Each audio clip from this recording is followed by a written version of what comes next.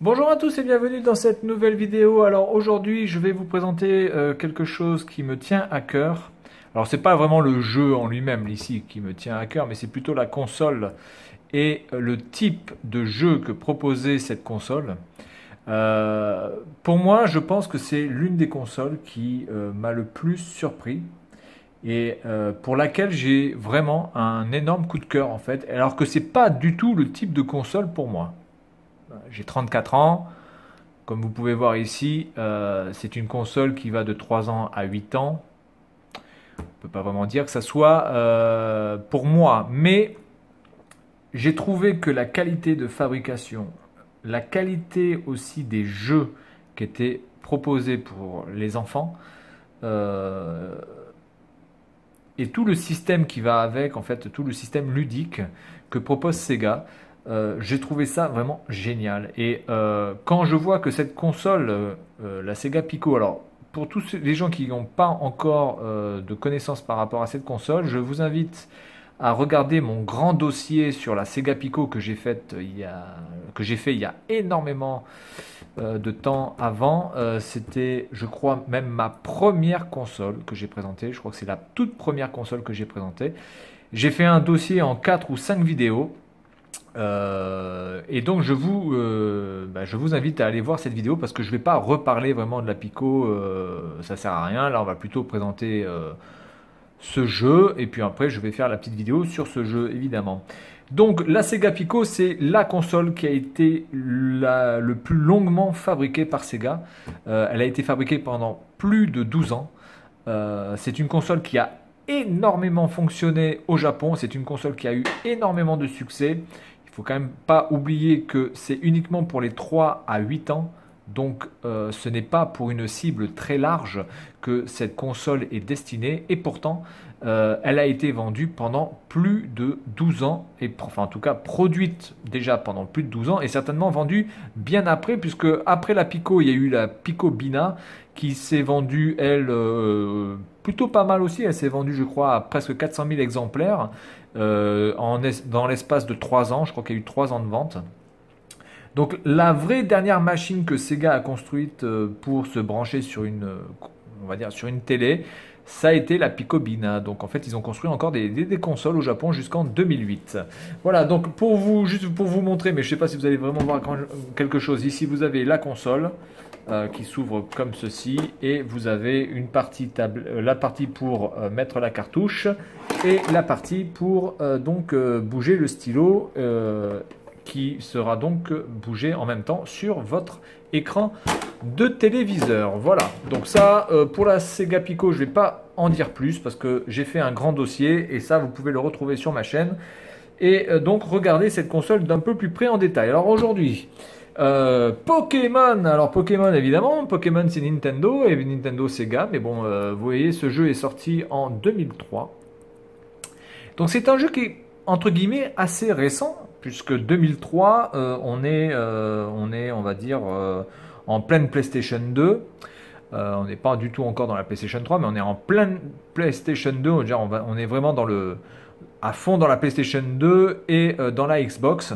Et vous avez encore Sega qui fabrique des consoles pour les enfants et qui fabrique des jeux.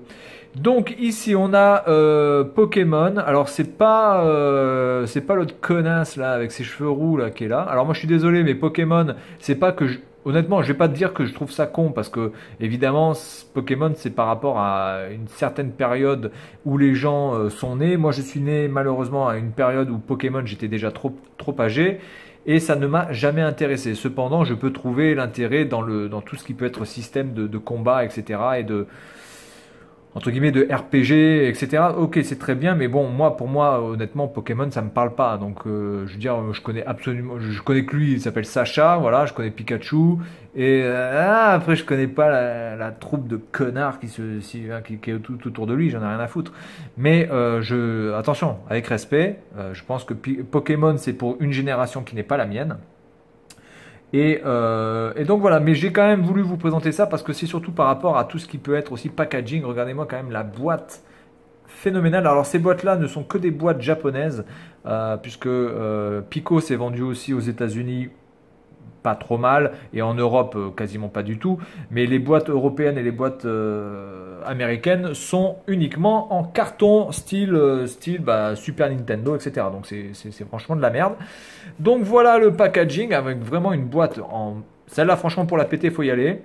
Avec quelques petits screenshots derrière. Alors, ce sont des mini-jeux. Je pense que ce sont des jeux éducatifs avant tout pour apprendre à écrire, apprendre à compter, faire des petits dessins. Donc, c'est pas vraiment des jeux de plateforme purs et durs. Hein. Donc, qu'on soit bien d'accord. Ou il n'y a pas de jeu de baston. C'est vraiment une tablette, une console tablette que vous pouvez brancher sur votre téléviseur, avant tout éducatif. C'est vraiment pour apprendre des choses, c'est pour apprendre toutes sortes de choses sur la mathématique, l'écriture, la lecture, sur la biologie, sur les animaux, etc. Donc ensuite, à l'intérieur, vous avez les fabuleux jeux, parce que ça, franchement, moi, c'est ça qui m'a... J'ai trouvé ça, mais vraiment génial, en fait. C'est complètement quelque chose qui n'existe pas ailleurs. Autant les cartouches, beaucoup de machines ont utilisé des cartouches.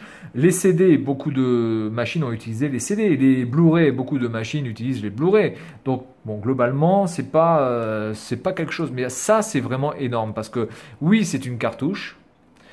Mais en fait, cette cartouche, elle est interactive parce que quand vous ouvrez, en fait, vous avez la possibilité avec le stylo d'appuyer vers tous ces icônes là, dans tous ces dessins.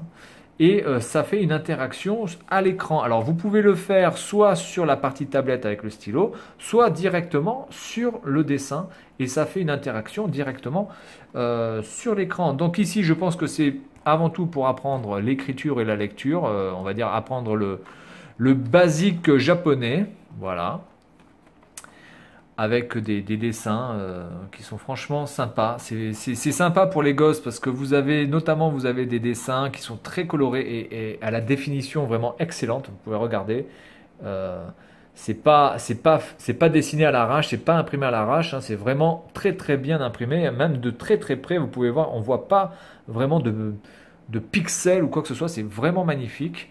Et puis les cartons sont vraiment bien épais aussi. Hein. Donc c'est vraiment adapté aux enfants. Les enfants peuvent tordre le truc. Faut vraiment y aller comme un con pour pouvoir péter une page du livre.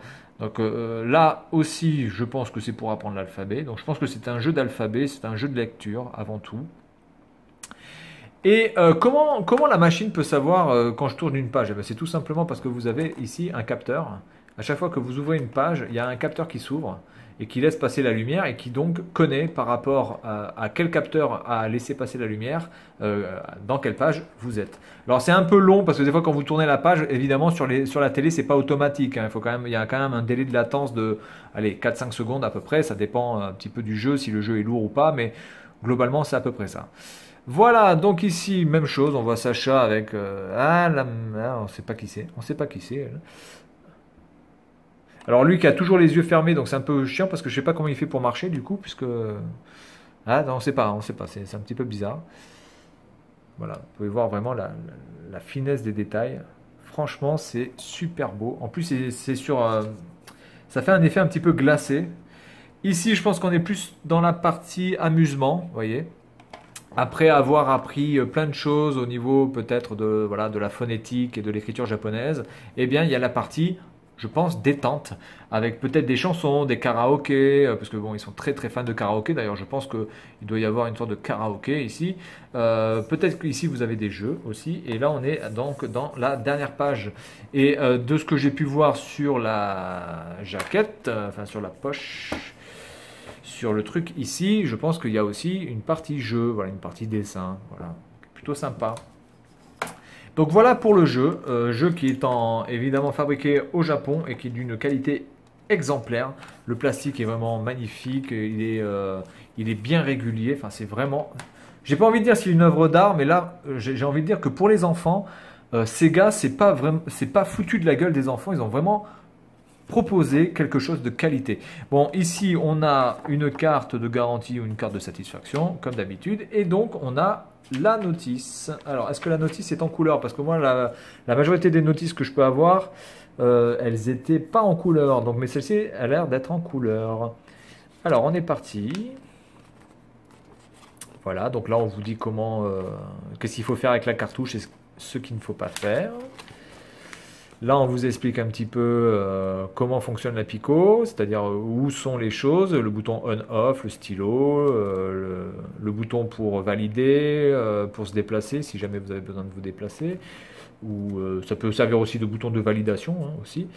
Ensuite, on vous explique comment la connecter, comment connecter le jeu, comment connecter la machine. Très bien. Donc là, on va commencer à rentrer dans le jeu. Voilà. Alors ici, vous avez de repris en fait les dessins du. C'est pas les graphismes à la télévision, hein, qu'on soit bien d'accord. Les graphismes sont très très. Je vais pas dire qu'ils sont mauvais, hein, mais ouais, ça vaut, c'est moins qu'une Mega Drive, hein, clairement. Là, vous avez donc les jeux pour apprendre à écrire, à faire les symboles, voilà. Alors, pour les gens qui veulent peut-être apprendre le japonais, ça peut être une bonne base, hein, même pour moi. Enfin bon, moi je veux pas apprendre le japonais, hein, parce que j'en ai rien à foutre. Mais pour les gens qui voudraient apprendre le japonais, ça peut être assez intéressant, même si vous n'avez pas forcément 3 ans. Hein. Voilà. Écoutez, c'est vraiment bien fait. En plus, la notice est bien colorée. Là, vraiment, je pense que les enfants sont ravis d'avoir ce type de jeu. Parce que ce ne sont pas des jeux cons en plus. Voilà, c'est vraiment des jeux pour apprendre quelque chose, pour apprendre les bases de leur langue. Et c'est vraiment très très très très intéressant. Les graphismes seraient comme ça. Mhm. Alors en même temps, c'est un jeu de 2003, ce qui est un jeu bien après les jeux que j'ai déjà. Donc peut-être qu'ils ont fait d'énormes progrès en termes de graphisme, on va voir de toute façon, puisque je vais la brancher.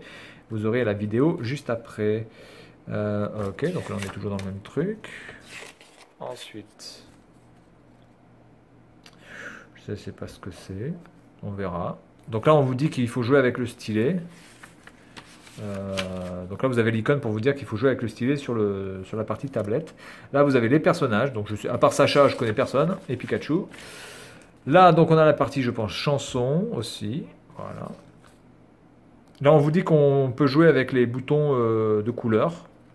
Là, on vous dit qu'on peut jouer avec la table, avec le stylo. Donc c'est bien expliqué. Hein. Je pense que c'est très très bien expliqué. Par contre, je vois pas du tout la partie dessin. Ah si, elle est là. La partie dessin qui est ici. Donc on peut faire des magnifiques dessins. Mais je pense que même ça, je serais même pas capable de le faire. Hein. Je pense que même ça, je peux pas du tout le faire. Donc voilà. Eh bien, voilà pour la présentation de ce jeu qui n'est pas vraiment un jeu, mais qui est un jeu éducatif. Sur la Sega Pico. Et puis moi, ce que je vous dis, bah, c'est à tout de suite pour une petite présentation, mais alors vraiment très basique de ça, parce que bon, évidemment, c'est pas fait pour moi, et je pense que c'est pas fait non plus pour vous, mais ça peut être intéressant de voir un petit peu comment y jouer. Allez, à tout de suite. Bonjour à tous et bienvenue donc dans cette vidéo sur la Sega Pico avec Pokémon Pikachu et toute la clique. Alors, on va voir de suite ce que c'est. Donc 2003. Alors, autant pour moi, la cartouche n'est pas fabriquée au Japon. Donc on peut considérer qu'à partir d'une certaine date, Sega n'a plus fabriqué ses cartouches au Japon parce que mes 3 premières cartouches que j'ai, notamment dans les vidéos de la Pico dans mon premier dossier, elles sont fabriquées au Japon, ces cartouches, mais pas celle-ci. Celle-ci est fabriquée en Chine. Donc apparemment, Sega a décidé de changer les choses. Alors, comment qu'on joue? Alors, je vais déjà tourner. Alors là, je suis sur la première page. Alors là, vous n'allez pas le voir, mais si vous regardez ma vidéo sur la Sega Pico, là, je vais tourner la page. Attention. Je tourne la page. Hop. Et voilà. Donc, on est sur la première page, donc avec les bad boys et tout. Donc, maintenant, avec le stylo, bah, je vais cliquer sur un symbole japonais.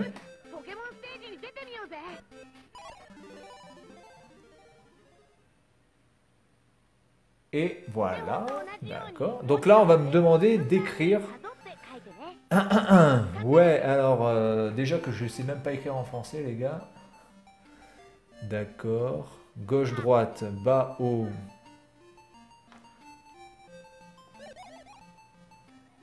Ah oui, donc je suis là, d'accord. Comment on fait pour revenir en arrière? Je sais pas, je sais plus. Comment on fait pour revenir en arrière? D'accord, bon, c'est pas grave. Ah, c'est pas la précision du siècle quand même. Hein. Parce que là j'appuie et ça... Ok, donc il faut appuyer plus fort. Oh là là là là. Oui, bon, ben ça va, hein. Je fais ce que je peux. Voilà. Est-ce que je peux valider ça? Là, j'ai bien envie de valider ce truc. Voilà. Alors, est-ce que c'est bien? Non, c'est de la merde. Bon, d'accord. Alors, on va essayer de refaire. On va essayer de faire un truc qui ressemble un petit peu à quelque chose.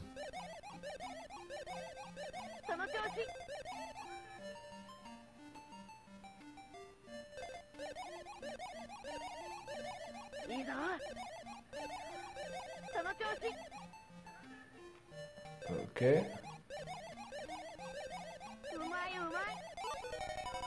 Ah, le vert, j'ai maîtrisé là. C'est magnifique. Bon, voilà, donc ça, ok. Ensuite, je passe à la deuxième page. Donc je tourne la deuxième page et là, donc on a autre chose avec des petites animations. Waouh, c'est trop fort. Donc là, je vais cliquer pareil, je vais cliquer sur un symbole. Alors, il faut encore se remettre dans le truc que c'est pour des enfants de 3 ans. Donc si c'est pour me mettre des commentaires en me disant ouais mais c'est nul, on se fait chier, oui, ben c'est pour des enfants de 3 ans. Donc faut pas non plus... Ah, c'est sûr que c'est pas Call of Duty les gars. Alors, voyons voir un petit peu si je gère. Ah, déjà qu'en écriture chinoise, je gère pas du tout. C'est à peine si je sais écrire mon nom. Alors en japonais. Ah ouais, mais c'est magnifique. Mais voilà, ça c'est le style. Bon, je change. Troisième page. Oula, il y en a des compliqués là. Je vais faire quoi? Je vais faire celui-là. Voilà. Donc là, je clique avec le stylo sur le livre directement. Ah ouais, mais tout à fait, mais c'est tout à fait exact. Et je suis tout à fait d'accord avec toi. Mais ferme ta gueule par contre, hein, parce que là, je suis en train de me concentrer. Hein. Ok, alors, on est parti là. Ah, mais j'avais appuyé là, monsieur.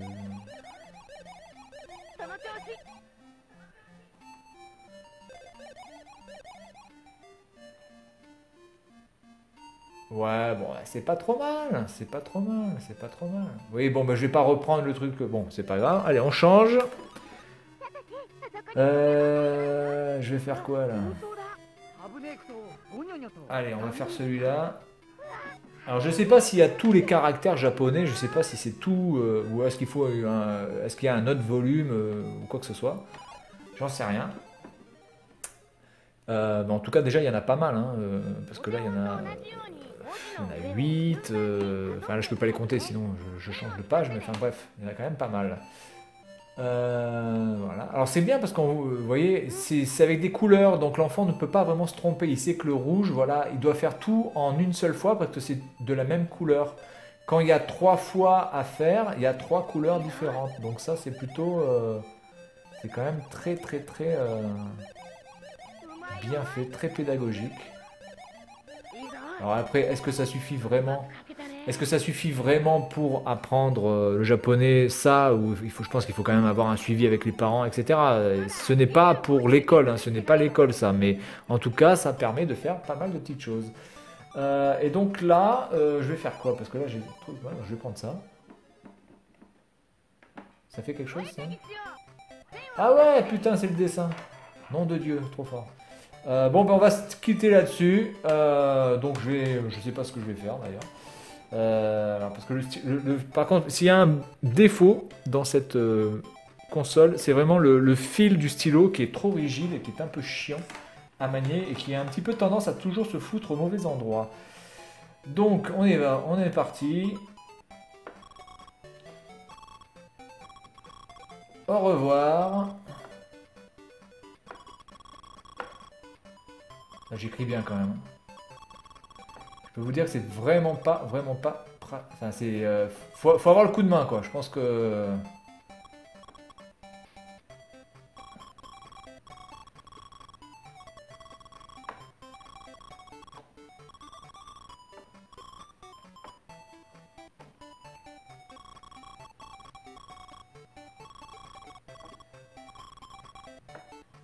Je pense que le stylo est trop gros aussi. Il est déjà trop gros pour moi, donc j'imagine que pour un enfant...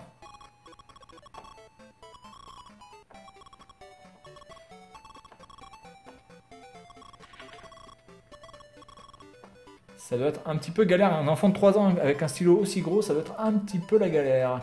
Est-ce que je peux mettre des petits stickers?